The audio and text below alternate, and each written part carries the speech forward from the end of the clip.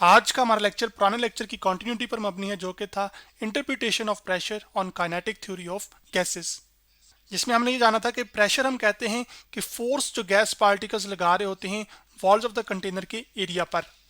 फिर हमने derivation start की थी, उसमें हमने ये देखा था कि हमारे पास अगर एक कंटेनर हो, उसमें गैस पार्टिकल्स मौजूद हों और एक सिंगल पार्टिकल अगर एक्सट्रैक्शन में ट्रैवल कर रहा हो, तो सबसे पहले हमने उसके लिए प्रेशर को कैलकुलेट किया था और वो प्रेशर हमारे पास निकल कर आया था mv²/v। इस एक्सप्रेशन को हमने जनरलाइज किया था तमाम पार्टिकल्स के लिए जो कि इस कंटेनर में मौजूद हैं और वो एक्सट्रैक्शन में ट्रैवल कर रहे हो, तो उसके लिए हमने प्रेशर को कैलकुलेट किया था। तो आज का हमारा इंटरेस्ट ये है कि आज हमने टोटल प्रेशर जो तमाम डायरेक्शन में लग रहा होगा तमाम पार्टिकल्स की वजह से वो कैलकुलेट करना है। तो जो हमारे पास एक्सप्रेशन निकल कर आया था वो था Px=ρ, जबकि आपके पास Vx का स्क्वायर और उसकी एवरेज, जबकि Vx वेलोसिटी है एक्सट्रैक्शन में, उसका स्क्वायर किया जाए तो वो आपके पास वेलोसिटी का स्क्वायर और या स्पीड का स्क्वायर एक ही बात होती है, और फिर उसकी क्या ली गई है, एवरेज। तो आज हम इंटरेस्टेड हैं इस चीज़ में कि हम टोटल प्रेशर जो कि तमाम गैस पार्टिकल्स की वजह से होगा वो कैलकुलेट करें। तो उसको कैलकुलेट करने के लिए हमें टोटल वेलोसिटी पता होनी चाहिए, क्योंकि आपके पास अगर एक्सट्रैक्शन में आपके पास प्रेशर जो है वो वेलोसिटी के स्क्वायर की एवरेज पे डिपेंड कर रहा है, तो फिर जो टोटल प्रेशर है वो भी एक्चुअली आपके पास वेलोसिटी के स्क्वायर की एवरेज पे डिपेंड कर रहा होगा, जिसको हम मीन स्क्वायर वेलोसिटी भी कहते हैं। तो इसलिए फिर टोटल वेलोसिटी को हम कैलकुलेट कर सकते हैं पाइथागोरस थ्योरम से, और वो आपके पास होगा कि जो v है वो एक्चुअली आपके पास बराबर होगी स्क्वायर रूट, और इसके अंदर फिर आपके पास आ जाएगा Vx का स्क्वायर प्लस Vy का स्क्वायर प्लस Vc का स्क्वायर। इस स्क्वायर रूट को खत्म करने के लिए हम क्या ले लेंगे, दोनों जानिब क्या ले लेंगे, स्क्वायर ले लेंगे। तो आपके पास जो v स्क्वायर है वो बराबर आ जाएगा, अब ये तो टोटल जो वेलोसिटी है उसका स्क्वायर आ गया। अब फिर हम इसकी क्या ले लेंगे, हम एवरेज ले लेंगे। तो आपके पास यहाँ पर आ जाएगा टोटल वेलोसिटी की जो एवरेज है, टोटल वेलोसिटी के जो स्क्वायर की एवरेज है वो असल में आपके पास x के स्क्वायर की एवरेज, फिर y के स्क्वायर की एवरेज और z के स्क्वायर की एवरेज के बराबर होगी, उनका सम करके। तो आपके पास यहाँ पर आ जाएगा जो v स्क्वायर है वो एक्चुअली हमारे पास आ जाएगा यही नीचे, लेकिन हर जो वेलोसिटी डायरेक्शन में है उसके स्क्वायर की आपने क्या लेनी है, एवरेज लेनी है। तो वो यहाँ पर मैंने उसके ऊपर सिंबल्स डाल दिए जिससे ये चीज़ वाजिया हो गई है। पहले हमने पार्टिकल को कंस्ट्रेंट लगाया हुआ था कि वो सिर्फ एक्स सेक्शन में मूव कर रहा है, अब ये होगा कि पार्टिकल इधर भी जा रहा होगा, ऊपर भी जा रहा होगा और आगे की जानिब भी जा रहा होगा। लेकिन चूंकि हमारे पास यहाँ पर large number of gas particles मौजूद हैं, तो आपके पास large number of gas particles मौजूद होने की वजह से ये तमाम के तमाम पार्टिकल्स रैंडमली मूव कर रहे होंगे, और रैंडम मोशन ऑफ पार्टिकल्स इस बात को इंश्योर करेगी आपके पास के जो एवरेज वेलोसिटी होगी पार्टिकल्स की एक्सट्रैक्शन में, अब मैं सिर्फ एवरेज वेलोसिटी की बात कर रहा हूँ, स्क्वायर्स की बात नहीं कर रहा, एवरेज वेलोसिटी जो एक्सट्रैक्शन में होगी, जो आपके पास वाई डायरेक्शन में होगी और जो आपके पास जी डायरेक्शन में होगी, वो असल में सब क्या होंगी, वो सेम होंगी। तो यहाँ पर आपके पास सेम, मैं इनको इक्वल लिख रहा हूँ, और ये इक्वल भी किसकी होंगी, वो जीरो के, यानी कि जो पार्टिकल्स है नेट किसी भी डायरेक्शन में, तमाम पार्टिकल्स नेट किसी भी डायरेक्शन में खास मूव नहीं कर रहे, वो रैंडमली आपस में सिर्फ क्या कर रहे हैं, कोलाइड कर रहे हैं कोलिजन्स की वजह से, कभी एक्सट्रैक्शन में, कभी वाई में, कभी जी में। लेकिन जब टोटल की तमाम पार्टिकल्स की वेलोसिटी की आप एवरेज लेते हो तो वो क्या निकल कर आती है, जीरो। इसका मतलब है तमाम पार्टिकल्स की वेलोसिटी की एवरेज क्या है, वो असल में सेम ही है। वेलोसिटीज की एवरेज बेशक जीरो हो इसका, लेकिन हरगिज ये मतलब नहीं है कि उनकी जो स्क्वायर्स का जो एवरेज है वो भी जीरो हो।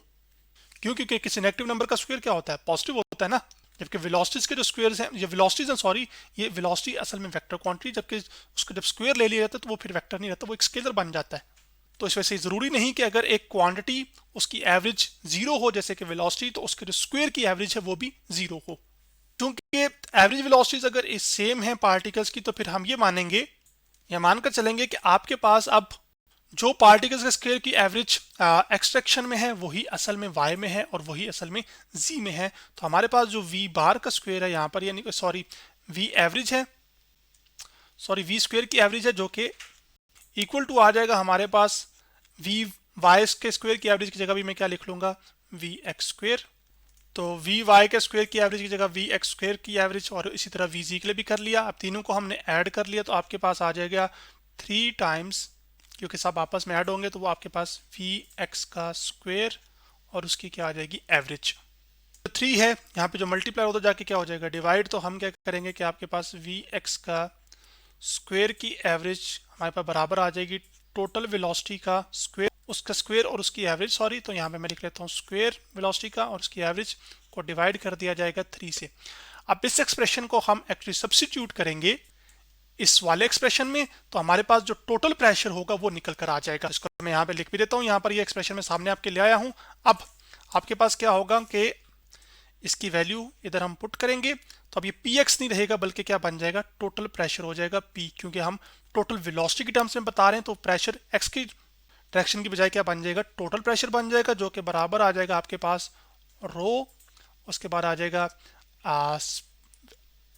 v का स्क्वायर और डिवाइड बाय उसकी एवरेज डिवाइड बाय क्या आ जाएगा हमारे पास 3। तो इसका मतलब है कि जितनी आपके पास एवरेज वेलोसिटी का जो स्क्वायर ऑफ वेलोसिटीज की एवरेज जितनी ज्यादा होगी, टोटल वेलोसिटी की वाली की बात कर रहा हूं, तो प्रेशर उतना ही ज्यादा होगा। जितनी डेंसिटी ज्यादा होगी प्रेशर उतना ही ज्यादा होगा। अब हम इस एक्सप्रेशन को थोड़ा सा सिंप्लीफाई और करते हैं और इसको काइनेटिक एनर्जी की टर्म्स में बयान करते हैं, जो कि मोशन की वजह से होती है। अब जैसे कि आप जानते हैं कि रो के बारे में हमने पढ़ा था, रो की जो कि डेंसिटी थी और वो बराबर थी हमारे पास N M over V. m जबकि मास ऑफ सिंगल पार्टिकल था, n नंबर ऑफ मॉलिक्यूल्स और v क्या था, वॉल्यूम था। ये यहाँ पर कैपिटल V लिख रहा हूँ, जबकि यहाँ पर आपके पास क्या है, v स्क्वायर की एवरेज डिवाइडेड बाय क्या आ जाएगा 3 और साथ इक्वल टू आ जाएगा प्रेशर। तो यहाँ पे मैं लिख लेता हूँ P।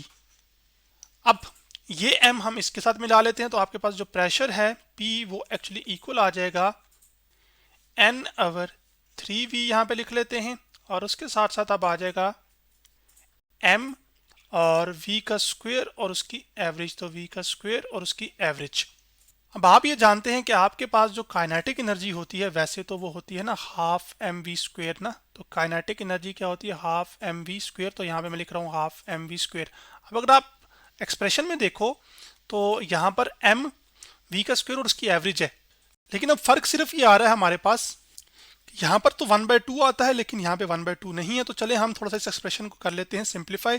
तो ये जो 2 है इधर डिवाइड और जाके क्या हो जाएगा, मल्टीप्लाई। तो 2 टाइम्स ऑफ काइनेटिक एनर्जी किसके इक्वल आ जाएगा आपके पास, मास टाइम्स स्पीड का स्क्वायर, जिसको हम वेलोसिटी का स्क्वायर भी कह रहे हैं यहाँ पर अभी, अगर डायरेक्शन की बात नहीं करेंगे। अगर डायरेक्शन की बात करेंगे तो वेलोसिटी होगी, अगर स्पीड की बात करेंगे तो डायरेक्शन को हम काउंट नहीं करते। तो 2k time k dot E equal to आ जाएगा एम वी का स्क्वायर।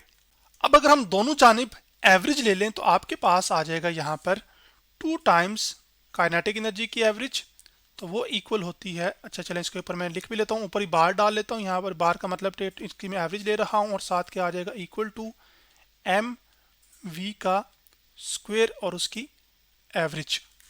अब 2 एक कांस्टेंट नंबर है और कांस्टेंट नंबर की एवरेज वही वापस कांस्टेंट आ जाता है, तो 2 टाइम्स हमारे पास आ जाएगा सिर्फ काइनेटिक एनर्जी की एवरेज। तो k डॉट ई लिख सकता हूं इसको, और ऊपर क्या आ जाएगा बार,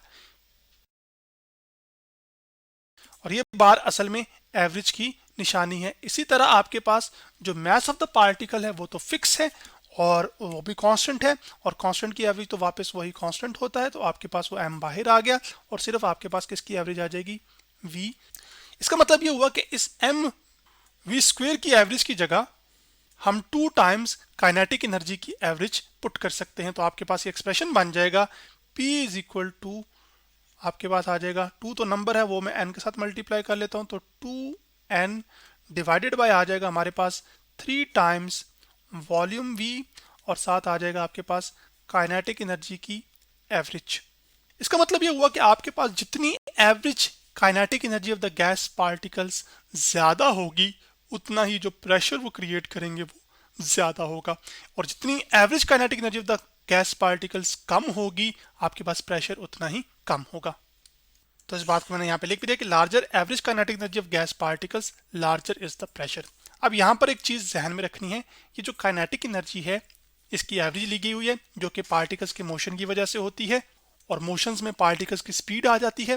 तो जब मैं शुरू में बयान कर रहा था तो हमने ये देखा था, ये डिस्कस किया था इस बात को सबसे शुरू के लेक्चर में, कि जो काइनेटिक थ्योरी ऑफ गैसेस है उसकी मदद से क्या होता है कि आप जो मैक्रोस्कोपिक प्रॉपर्टीज होती हैं वो बयान कर सकते हैं माइक्रोस्कोपिक प्रॉपर्टीज का इस्तेमाल करके। तो ये जो फाइनल एक्सप्रेशन निकल कर आया है ये असल में उसी बात की निशानदेही है, जिसमें आपके पास इंडिविजुअल जो पार्टिकल्स हैं उनकी वेलोसिटीज के स्क्वायर की जो एवरेजेस हैं वो असल में उनकी आपके पास माइक्रोस्कोपिक प्रॉपर्टीज हैं, और उससे आपके पास क्या हो रही है, एक मैक्रोस्कोपिक प्रॉपर्टी हासिल हो रही है जो कि प्रेशर है। तो जितनी average kinetic energy of the gas particles ज्यादा उतना प्रेशर ज्यादा। इसी तरह ये एक्सप्रेशन आपको कुछ किताबों में या कुछ जगहों पर और एक अंदाज में लिखा हुआ मिलेगा। वो एक्सप्रेशन किस तरह से लिखा होगा कि 2 टाइम्स एन 3v तो उसी तरह ही होगा, 2 टाइम्स एन आवर 3v तो उसी तरह ही होगा। ये जो एवरेज काइनेटिक एनर्जी है इसको इस तरह से भी रिप्रेजेंट किया जा सकता है एवरेज को, या फिर आपके पास जो लेस देन और ग्रेटर देन के साइन है उसके बीच में जिस क्वांटिटी की आपने एवरेज लेनी होती है उसको इनक्लोज कर दो और यूं लिख लो। जिस तरह से ये ट्रू है उसी तरह से ये ट्रू है, खाली लिखने के अंदाज में फर्क है। यूनिवर्सिटी लेवल्स के कोर्सेज में ये एक्सप्रेशन इस तरह से लिखा जाता है, जबकि आपके लेवल पे ये इस तरह से बयान किया जा सकता है। इक्वली यही एक्सप्रेशन इस फॉर्म में भी लिखा जा सकता है, तो इसका मतलब ये 1, ये 2 और ये 3 ये असल में आपके पास सेम ही इंडिकेशन करें, यानी कि सेम ही एक्सप्रेशंस हैं। ये वाला सिर्फ एक्सपैंड हुआ है थोड़ा सा काइनेटिक एनर्जी की टर्म्स में, इससे आप वापस यही हासिल कर सकते हैं। तो आज हमने interpretation of pressure on kinetic theory of gases के बारे में पढ़ा।